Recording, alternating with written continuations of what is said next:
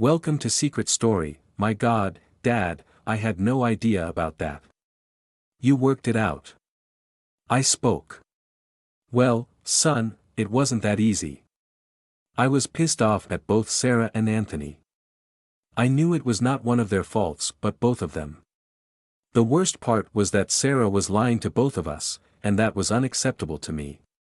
You were too young to know. Remember, we had no cell phones, so we used landlines, mail, or face-to-face. It was much harder then. Dad explained. I guessed Sarah had gone to her best friend Janet's or her sister Mary's house. I got in my truck and drove to Janet's. Sarah's car was not there, so I headed to Mary's house. As I turned into her street, I saw Sarah's Honda in front of the house. I stopped a couple of doors early and walked to the door. I rang the bell and stepped aside out of the peephole's range. The door opened, and Mary stuck her head out. "Oh God, Ellis!" Mary gasped. "I want to see my wife, please send her out here," I demanded. Mary ducked back in and tried to push the door closed, but I blocked it with my foot. I waited, and Mary came back. "She doesn't want to see you." "Okay, then, tell Sarah she will be served divorce papers as soon as I can arrange it." "See you, Mary," I stated. I had just reached my car when Sarah came running up the sidewalk. "No divorce, I love you. I am such a stupid fool. I am so sorry. I fucked up so badly.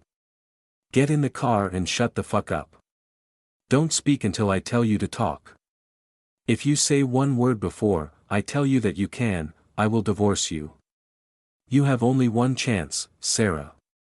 Do you think you can control yourself?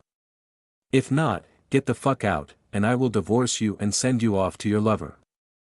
"Oh God, yes," she whispered, looking down with tears rolling off her cheeks.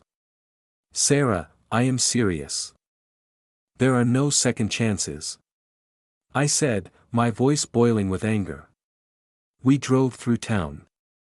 I looked over at Sarah, who was fidgeting in her seat. She could see where we were heading, and she didn't like it. We turned into a condo complex and drove down the drive until we came to Unit 346.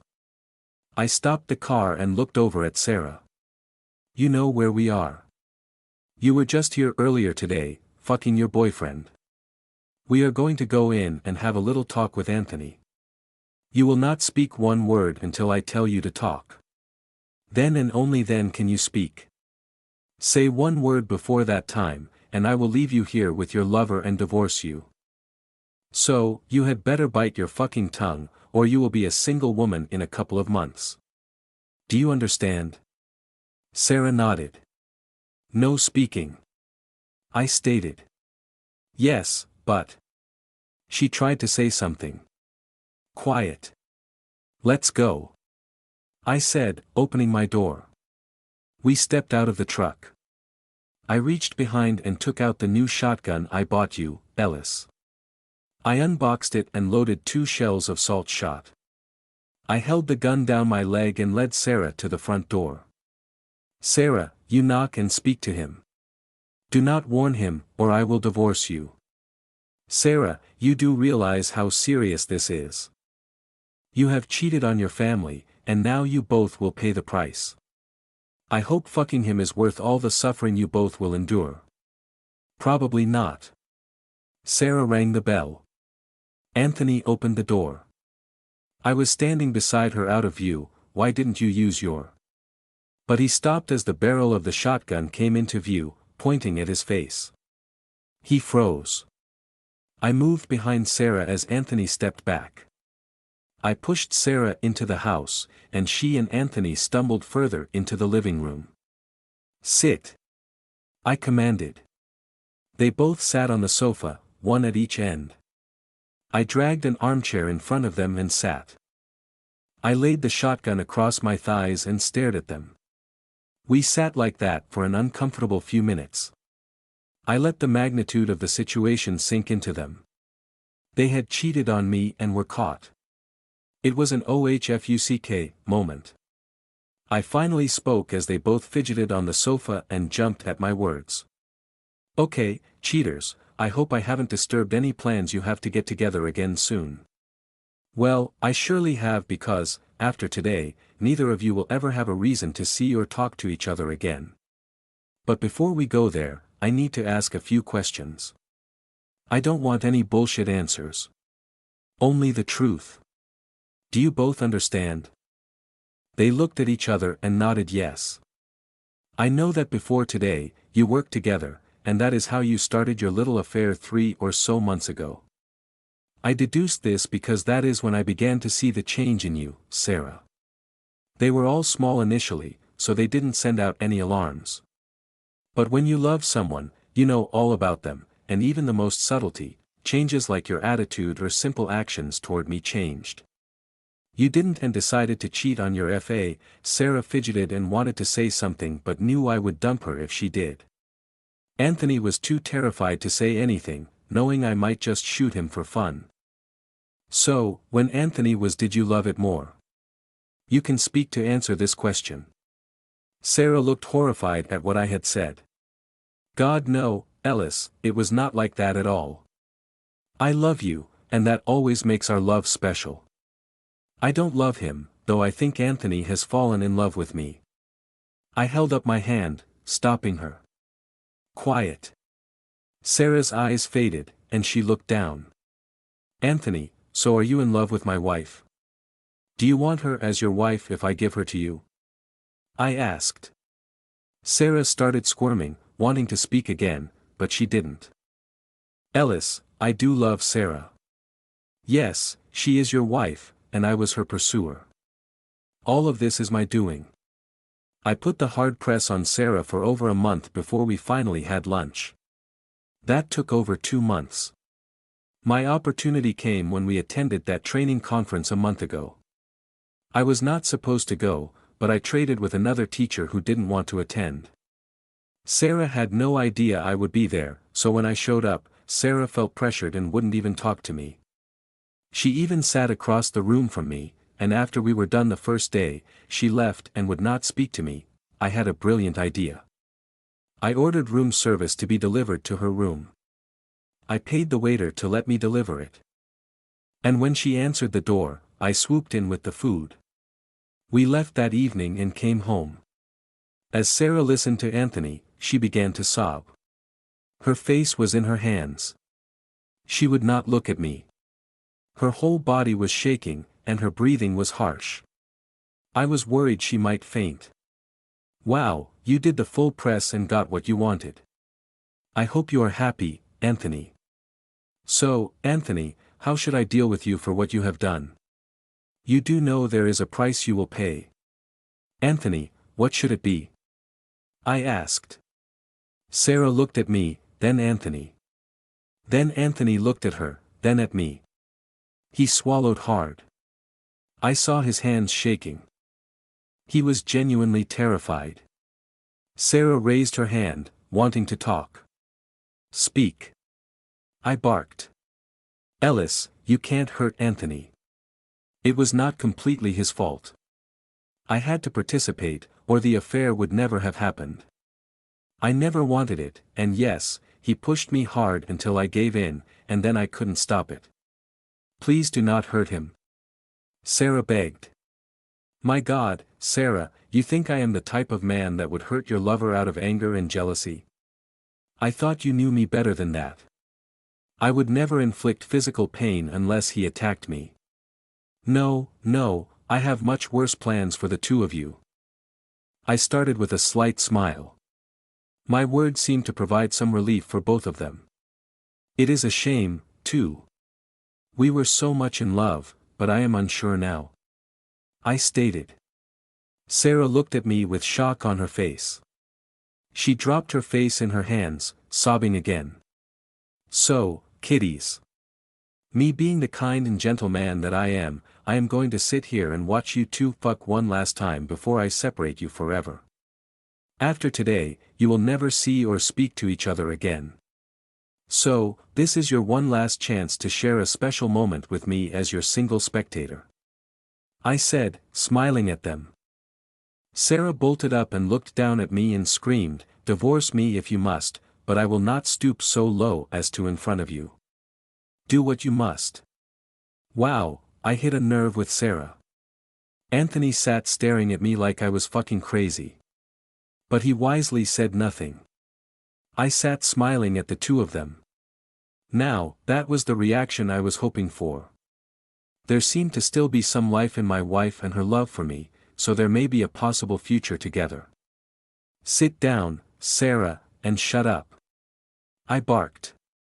She plopped down on the sofa and looked away, shaking her head. I saw tears flowing again. I reached into my pocket and took out 2 folded sheets of paper. I handed one to Sarah and one to Anthony. "Before you open the papers, I want to explain. When I figured out what was happening between you two today, I called Mr. Jensen, the school principal, and explained what was happening. He told me you both would be terminated immediately. I didn't want that, so I proposed a better option. I explained it to him, and he contacted the school system HR head. While I waited for you to come home, Sarah, we had a 3-way call. I proposed a plan that would keep you both employed. There were 2 requirements I had. And they were readily agreed to. This would satisfy me and eliminate any legal issues arising from this mess you two have created. My conditions were simple, actually, but neither of you is going to like them. 1. The 2 of you never have the opportunity to work together, see each other, or travel together in a group or as a couple again. Anthony, you will also lose your extra responsibilities and the $3,000 stipend each year. Sarah, you are being demoted back to a history teacher, and likewise, you will have a reduction in pay that may not make working worthwhile anymore. 2. You have been reassigned to different schools on opposite sides of the city to ensure that none of the above happens. Please look at your new job assignments. I am sure you will be happy with them. I was being facetious. I knew they would hate their new schools and jobs. They were in the 2 worst schools in the district. The students are primarily of mixed race and have language issues. The disciplinary issues in these schools were at the highest in the system. They both looked at me and each other. What could they say? It was done. There are additional stipulations that I am imposing on each of you. 1. Anthony, you will pay $250 of Sarah's. You will be asked to give me a firm account of how many times each was used. This money is not for me, it will be put away to pay for our son's college education. It will be an okay gesture on your part for trying to steal his mother from him.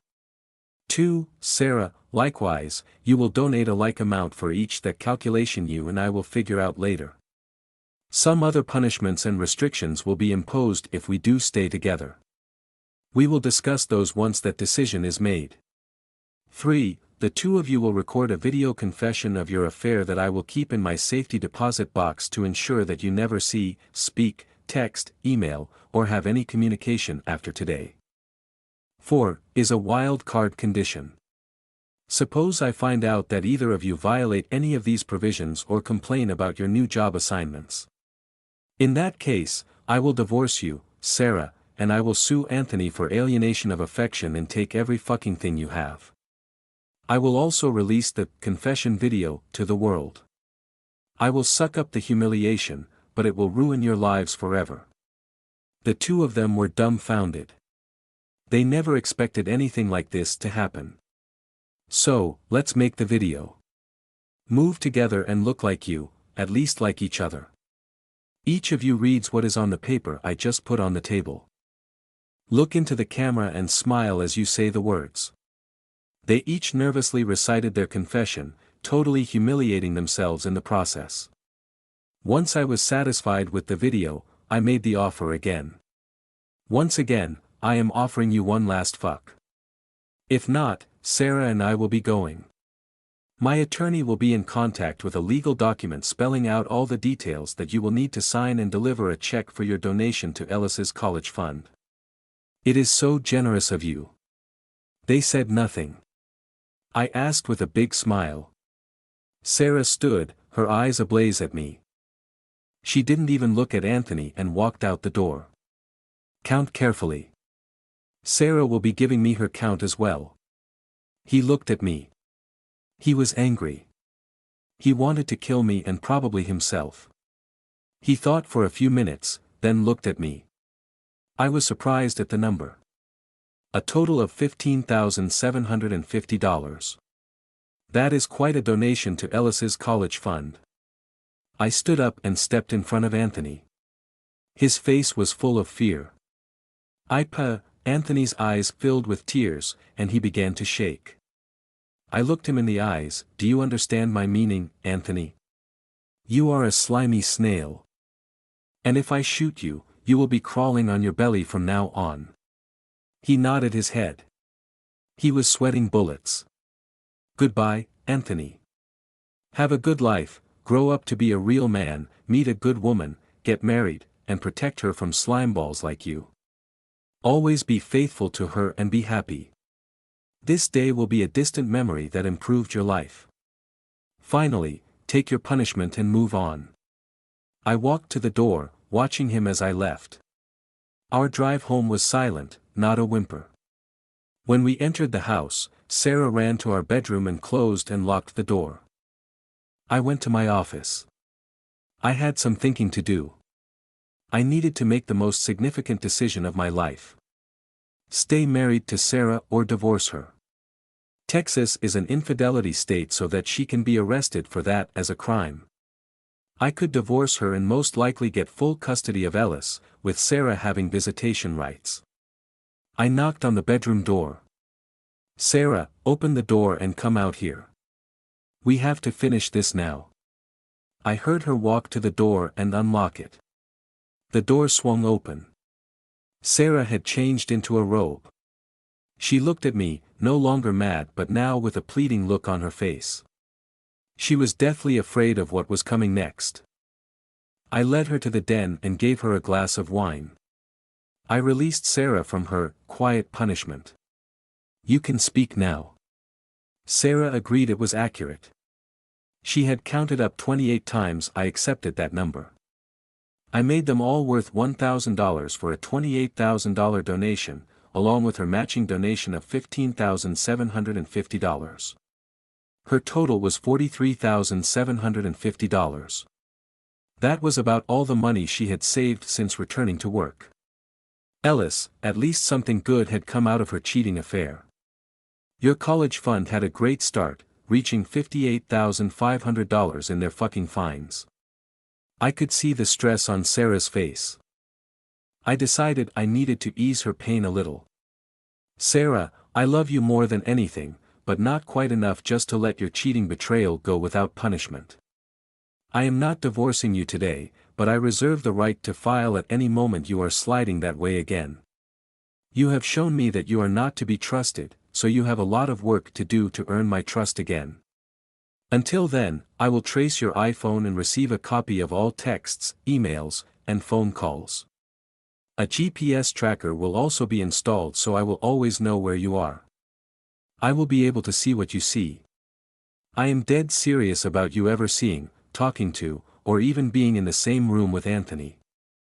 The best thing you could do is resign your position and find something else to do or be a mom and raise your boy. You will always treat Ellis and me respectfully when we are out with friends, family, or just us. You will never discuss this affair with anyone, not girlfriends, your sister, or anyone else. I handed her the list of punishment conditions and said, read this. These are all deal breakers. Everything I have told you is listed, and you must read, accept, and sign the agreement. I sat back and let her read it. Her eyes filled with tears as she read and signed the agreement. Sarah, come here, I said. She looked at me, wiped her eyes, and came to me. I pulled her down into my lap and held her. She began to sob, "Oh God, Ellis, I love you so much.